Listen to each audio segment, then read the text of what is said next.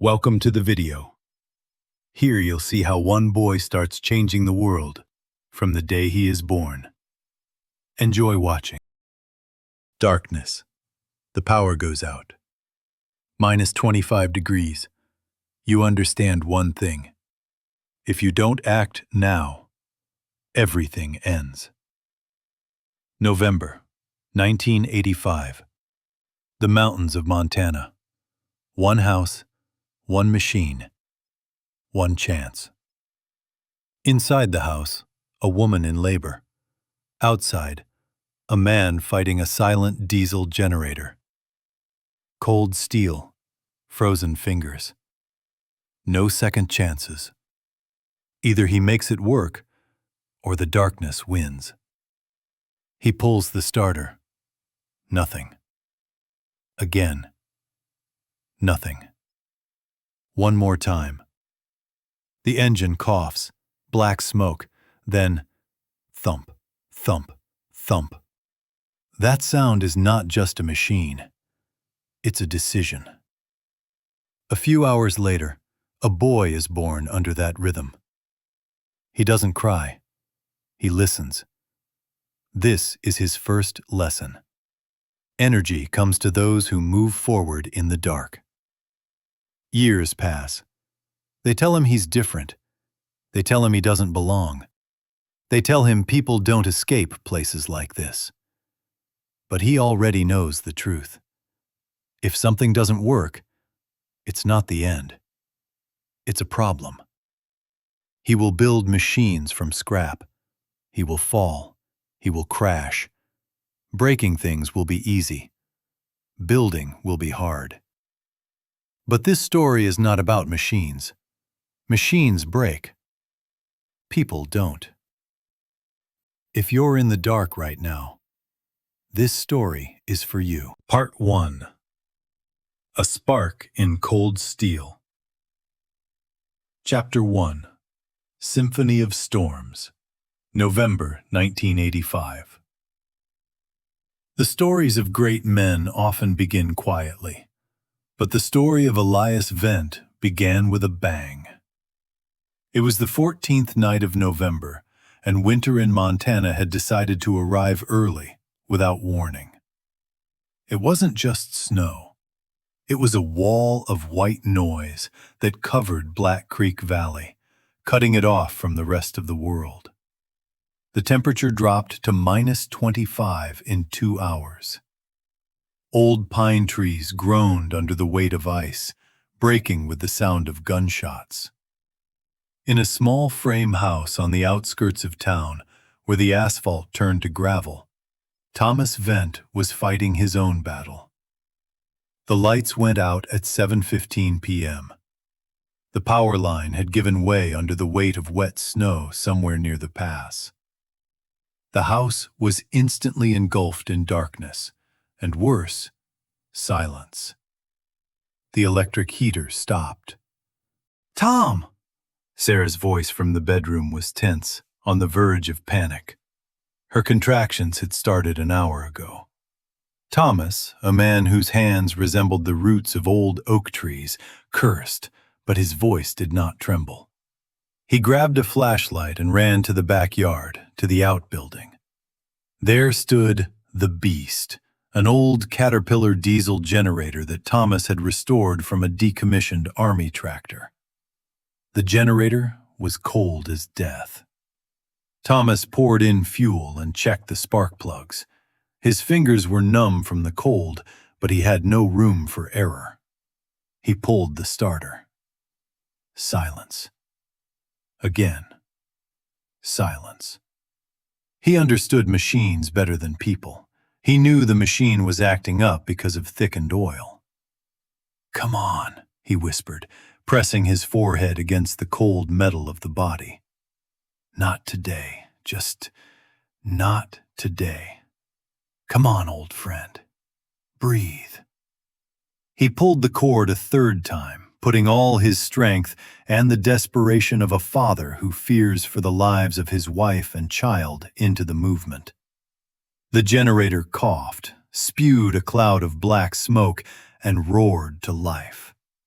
A rhythmic, low rumble filled the night. The lights in the house flickered and came on with a dim yellow glow.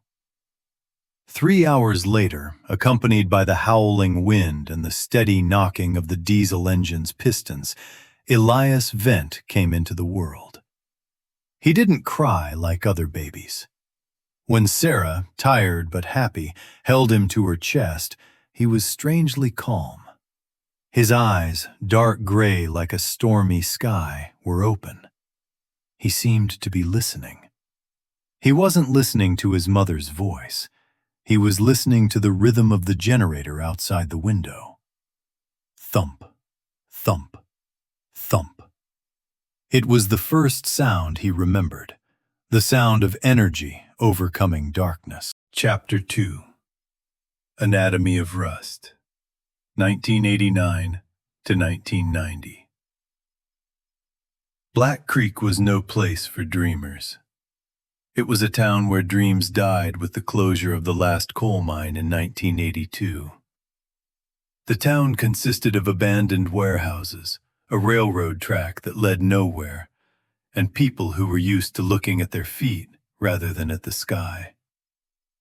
But for 4-year-old Elias, it was paradise. His playground was his father's yard. Thomas Went worked as a heavy equipment mechanic, repairing local farmers' tractors and logging trucks. The yard was a graveyard of machines. Rusty Mack truck cabs, giant tires taller than Elias himself, mountains of gears and chains. Other parents forbade their children from playing there. "You'll cut yourself. It's dirty." But Thomas had a different philosophy. "Dirt washes off, Sarah," he would say to his wife when Elias came home covered in oil. "But fear of metal stays with you forever. Let him get used to it." Elias didn't play with cars. He didn't drive them around in the sand, imitating the sound of an engine. He did something strange. He turned them over and watched the wheels spin. How the axle fits into the groove. Why one wheel spins and the other doesn't. One evening, an event occurred that determined his future.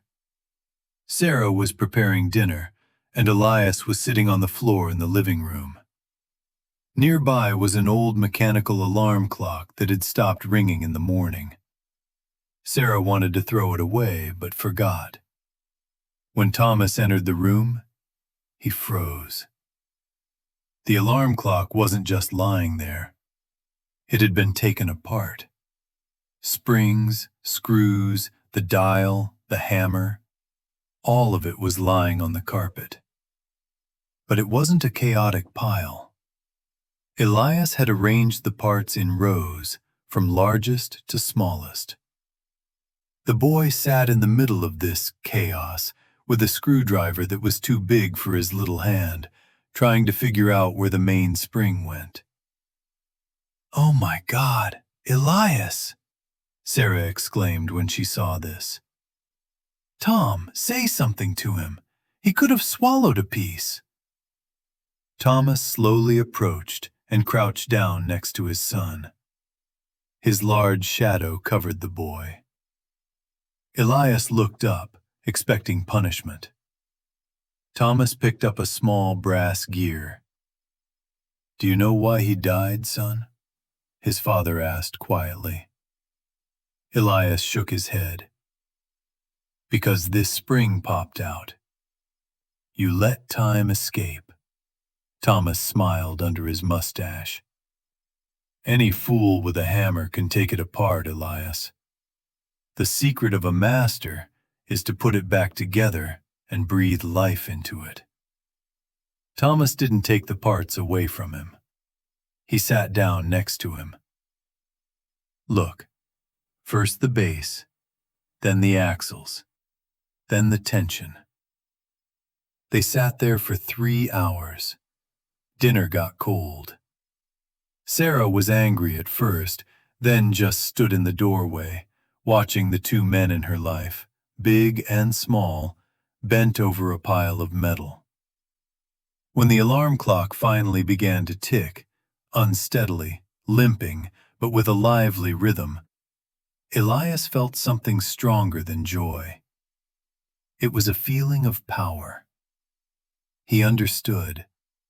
The world is made up of parts, and if you know how to put them together, you can fix the world. That night, he slept with the alarm clock under his pillow. Its ticking was the best lullaby. Chapter 3. Mother's Lessons and the Law of Leverage. 1992. If his father gave Elias his hands, his mother gave him his eyes. Sarah Went was a woman who ended up in Black Creek by accident, but stayed for love. She taught physics at a school where most of the students dreamed of becoming truck drivers, not scientists. But she didn't give up.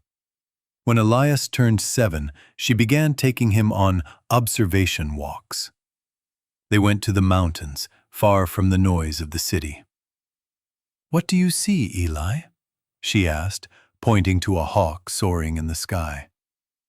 "A bird, Mom." "No, look deeper. Why isn't it flapping its wings?" Elias squinted. "Is the wind holding it up?" "Air currents, thermals. Warm air rises from the heated rocks. The hawk is simply riding this invisible river. It's not magic, Eli. It's aerodynamics. Everything in the world obeys laws, even this bird." She taught him to see the invisible skeleton of the world. She explained to him why a river flows faster in a narrow place, Bernoulli's principle, by throwing sticks into the water. She showed him how a long branch can move a huge stone, the lever principle. "Give me a place to stand, and I will move the earth," she quoted Archimedes. "Where can I get such a long stick?" little Elias asked seriously. Sarah laughed, and her laughter echoed off the mountain slopes. "The stick is your mind, Eli. Your knowledge is the lever. If you study, you will be able to move the mountains that surround this city. You will be able to break free." Elias remembered that. Break free. He loved his father and his iron, but he felt that the Black Creek Mountains were the walls of a cage. His mother had given him the key. His father had given him the tool to turn that key. Chapter 4. The Ghost in the Back Row. 1993 to 1994. The school in Black Creek was a red brick building that smelled of bleach, overcooked cabbage from the cafeteria, and boredom. For most children, it was a place to hang out. For Elias, it was a maximum security prison where time dragged on unnaturally slowly. In 3rd grade, he finally realized that he was different. While the boys discussed the baseball league or who could spit the farthest during recess, Elias drew transmission diagrams in his notebook. His hands were always a little gray. The grease had eaten so deeply into his skin that even his mother's stiff brush didn't help. "Hey, Mazoot!" Brock Miller, the tallest boy in the class and the son of the local sheriff, shouted at him. "Did you wash today, or did you sleep in the garage with the rats again?" The class laughed. Elias didn't react. He didn't feel offended, just cold surprise. Why waste energy on shouting, he thought. It's ineffective. The teachers didn't understand him either. Mrs. Harper, the math teacher, once called him to the blackboard to solve a division problem. Elias walked up, picked up the chalk, and froze. "Elias?" the teacher urged. "It's wrong," he said quietly. "What's wrong? The problem?" "No, the blackboard. It's wobbly." He put down the chalk, took a folded piece of cardboard out of his pocket, and placed it under the left leg of the blackboard. It stopped vibrating. "Now the resonance is gone," he said, quickly wrote the correct answer, and returned to his seat. It was during this period that Elias learned to be invisible. He realized that if you don't want to be bothered, become part of the background. But real life began after the last bell rang. While the others went home to watch cartoons, Elias took his backpack and went to the Forbidden Zone. Chapter 5. The Belly of the Mountain. Summer 1995. The summer of 1995 was dry and hot. Dust hung thick in Black Creek. Elias was almost 10. His target was the Silver Hope Mine, closed in the 1950s. The area was fenced off, but Elias found a hole in the fence. He approached the main entrance to the tunnel. It was boarded up, but time and moisture had done their work. Elias tore off 2 of the boards and, turning on his pocket flashlight, stepped into the darkness.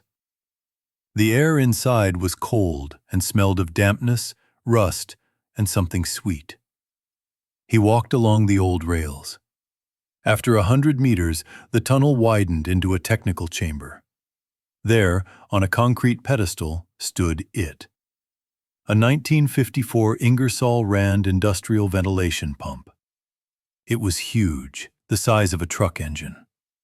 The cast-iron body was covered with a layer of dust and cobwebs. A brass plate with a serial number glowed dimly in the beam of the flashlight. Elias walked over and ran his hand over the cold metal. It was perfection. The massive blades that once drove air for hundreds of miners now lay dormant. To anyone else, it was scrap metal. To Elias, it was a sleeping giant. "I'll bring you back to life," the boy whispered in the darkness. Chapter 6. Battle with Gravity. Finding treasure is one thing. Getting it out is quite another. The pump weighed at least 80 kilograms. 10-year-old Elias weighed 35. He spent 3 days developing his evacuation plan. He couldn't ask his father for help. He had to do it himself, using levers. He took an old hand winch, a coil of strong rope, a crowbar, and an old skateboard with a wooden platform attached to it from the garage. It was hellish work. First, he took the pump apart into 2 pieces. Then he attached the winch to a railroad tie. Centimeter by centimeter, drenched in sweat, he pulled the cast-iron body toward the exit.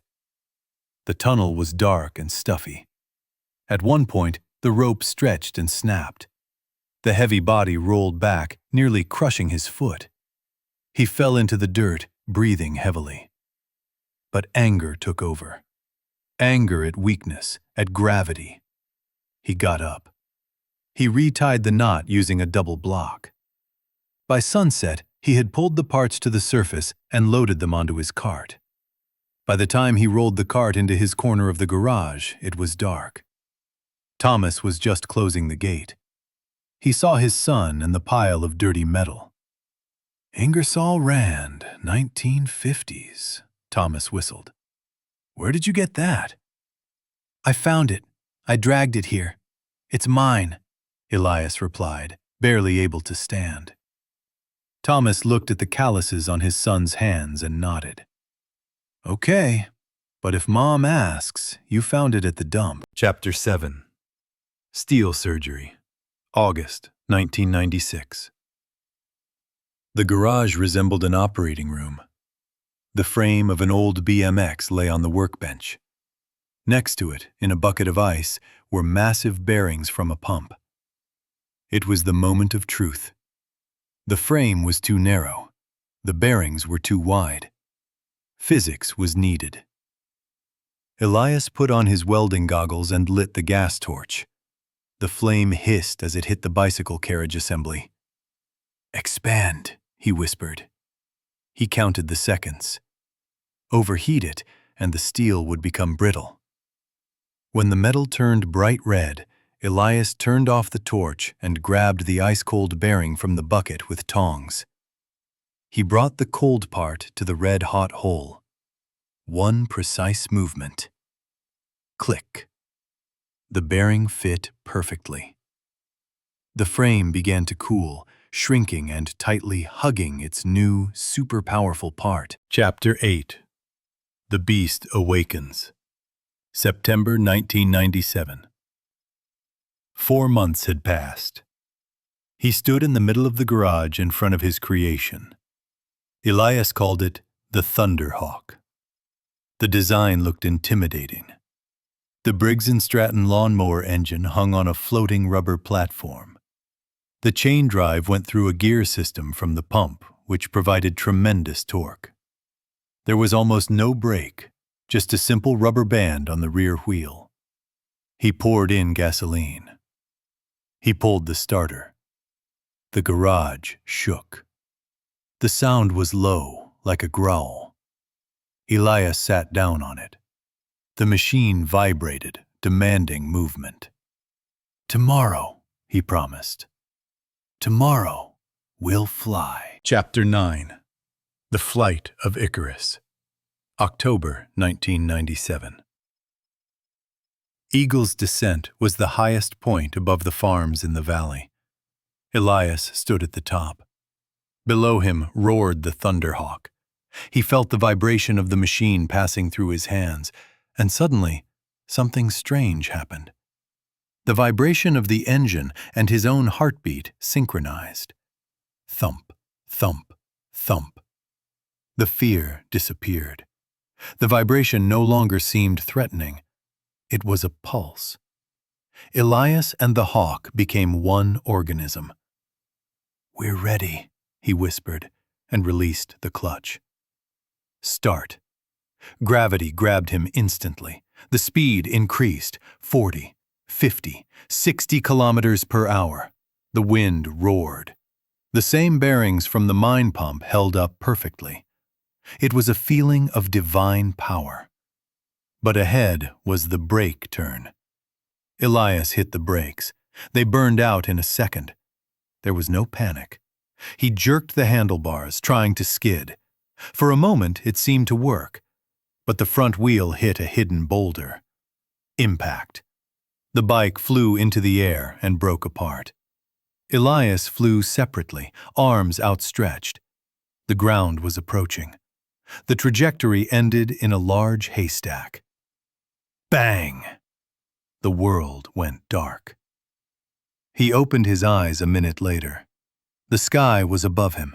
His body was buzzing as if electricity had passed through it. His left arm was numb. His shoulder was burning. Elias sat up in the haystack, spitting out blades of grass. The remains of the Thunderhawk lay nearby. Elias began to laugh, wildly, hoarsely. He understood the main thing. The machine was broken. But he wasn't. "Next time," he whispered, wiping the dirt and soot from his face with his sleeve. "Next time, I'll make wings."